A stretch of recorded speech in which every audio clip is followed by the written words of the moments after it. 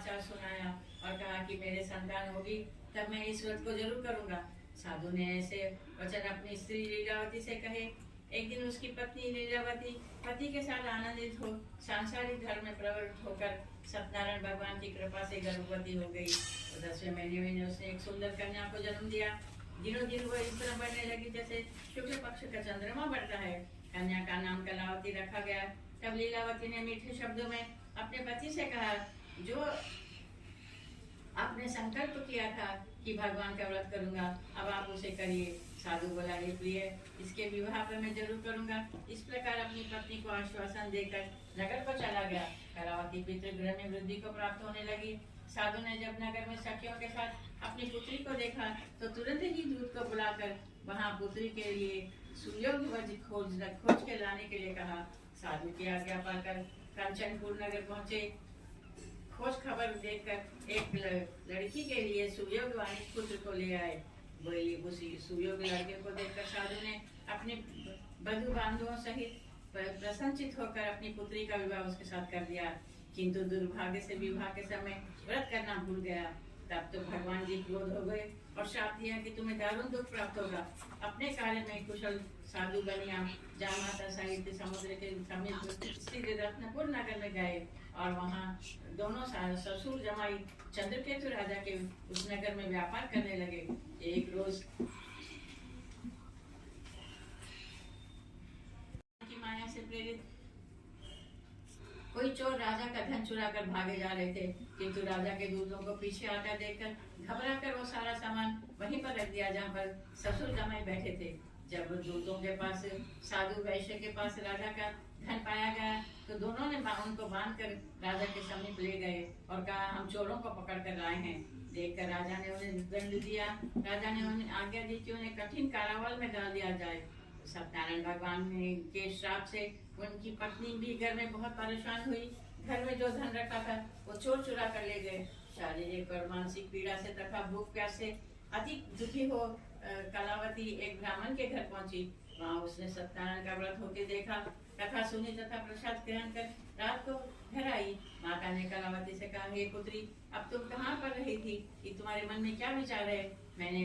उसने कहा, माता, मैं एक ब्राह्मण के घर में सत्यनारायण भगवान की कथा सुन रही थी। कन्या का वचन सुनकर लीलावती भगवान के पूजन की तैयारी में लग गई।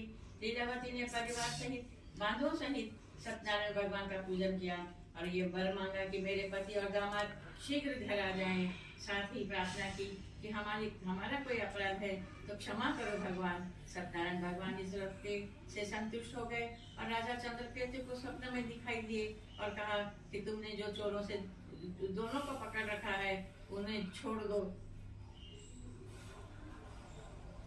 नष्ट कर दूंगा। राजा ने ऐसे वचन कहकर भगवान अंतर्धान हो गए। प्रातःकाल राजा चंद्रकेतु ने सभा में आकर अपने वचन स्वप्न सुनाया और आज्ञा दी कि उनको छोड़ के ले आओ। दोनों ने आते ही राजा को नमस्कार किया। मीठे शब्दों में बोले, हे महान भावी वर्ष तुम्हें कठिन कारावार में डाल दिया गया था, मैं तुम्हें कोई भय नहीं है। ऐसा कहकर राजा ने उन्हें नए नए वस्त्र आभूषण पहनाए। दुगना उन्हें देकर आदर के साथ उन्हें विदा किया। दोनों वैश्य अपने घर के लिए चले। सूजी बोले, वैश्य ने मंगलाचरण करके यात्रा आरंभ की और अपने नगर को चले गए। उसकी थोड़ी दूर निकलने पर दंडी वेशधारी सत्यनारायण से उसे पूछा, हे साधु, तेरी नाव में क्या है? अभिमानी वाणिज्य हंसता हुआ बोला, हे दंडी, आप क्यों पूछ रहे हो? क्या धन लेने की इच्छा है क्या? मेरी नाव में तो बेल पत्ते भरे पड़े हैं। और साधु ने कहा, तुम्हारा वचन सत्य हो। ऐसा कहकर दंडी वहां से चले गए। कुछ दूर चले जाने पर जाकर समुद्र के किनारे बैठ गए। दंडी के चले जाने पर नित्य क्रिया करने के बाद जब वो लोगों ने अपनी नाव को ऊंची उठी हुई देखा तो और पत्तों से भरी देखकर मूर्छित होकर जमीन पर गिर पड़े। फिर मूर्छा खुलने पर अत्यंत शोक प्रकट करने लगे। तब उनके दामाद ने कहा, आप शोक क्यों करते हो? ये दंडी का श्राप है, चलो उन दंडी को ढूंढते हैं। प्रसाद दामाद के वचन सुनकर दंडी की खोज में निकल पड़े। अत्यंत भावी भाव से उनको पाया, नमस्कार कर करके कहा कि मैंने जो आपसे असत्य वचन कहे थे मुझे क्षमा करो। ऐसा कहकर वहां शोकातुर होकर रोने लगे। तब दंडी भगवान बोले, हे वाणिज्य पुत्र, मेरी आज्ञा से ये तुम्हें बारंबार दुख प्राप्त हो रहा है। तू मेरी पूजा करने से विमुख हुआ है। साधु बोला, हे भगवान, आपकी माया से तो आज ब्रह्मा आदि भी आपके रूप को नहीं जानते, तब तो मैं अज्ञानी कैसे जान सकता हूँ। आप प्रसन्न होइए, मैं सामर्थ्य के अनुसार आपकी पूजा करूंगा। मेरी रक्षा करो भगवान, मेरा तहरे समान मेरी नौका भर दो। उसके भक्ति युक्त वचन सुनकर भगवान बोले, प्रसन्न होकर उनको इच्छा अनुसार वर देकर अंतर्धान हो गए। तब उन्होंने नाव पर आकर देखा उनकी नाव भरीपूर्ण है। वो भगवान सत्यनारायण का पूजन किया और अपने घर की तरफ स्टार्ट हुए।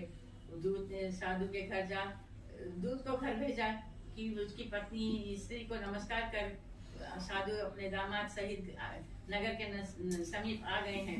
ऐसा वचन सुनकर साधु की पत्नी बहुत प्रसन्न हुई और सत्यनारायण का पूजन कर पुत्री से कहा, मैं तो अपने पति के दर्शन के लिए जाती हूँ, तू भी शीघ्र अपना काम समाप्त कर।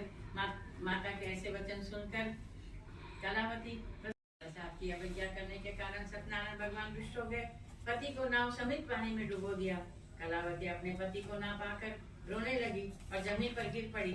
इस तरह नौका को डूबा तथा कन्या को रोता देखकर साधु बहुत दुखी हुआ और रोने लगा और कहा, हे प्रभु, मुझसे या मेरे परिवार से कोई भूल हुई है तो क्षमा करो। और दीन वचन सुनकर सत्यदेव प्रसन्न हो गए और आकाशवाणी हुई, तेरी कन्या मेरे प्रसाद को छोड़कर आई है, इसलिए उसके पति अदृश्य हो गया है। वो घर जाकर प्रसाद खाकर लौटेगी तो उसके पति के दर्शन होंगे। ऐसी आकाशवाणी सुनकर कलावती ने घर पहुंचकर प्रसाद खाया और फिर आकर पति के दर्शन किए। तत्पश्चात साधु ने बंधु बांधवों सहित सत्यदेव का विधि पूर्वक पूजन किया। इस लोक में सुख भोगकर अंत में वैकुंठ को गए। सूत जी कहते हैं कि हे ऋषि, मैं और भी कहता हूँ, सुनो। प्रजापालन में लीन तुंगध्वज का नाम का राजा था। उसने भी भगवान का प्रसाद त्याग कर बहुत दुख पाए थे। पशुओं को मारकर वो पेड़ के नीचे बैठा था तो ग्वाले वहां पर भक्ति भाव से सत्यनारायण का पूजन कर रहे थे। ग्वालों ने उनके सामने प्रसाद रखा तो वो अभिमानी वश न प्रसाद खाया न छुआ, और ग्वालों ने भगवान का प्रसाद उनके सामने रखा तो वो प्रसाद को भी छोड़कर अपनी नगरी की ओर निकल पड़ा। वहां उसने जाकर देखा तो सब कुछ नष्ट पाया। तब वो समझ गया। ये जब ग्वालों के समीप वापिस आया और विधि पूर्वक पूजन कर प्रसाद खाया तो सत्यनारायण की देव की कृपा से सब कुछ पहले जैसा हो गया। फिर शीघ्र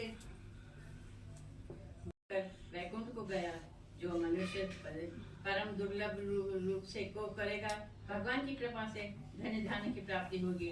निर्धन धनी और बंधु कुमारी सहारे स्वामी जय जगदीश जनों की संकट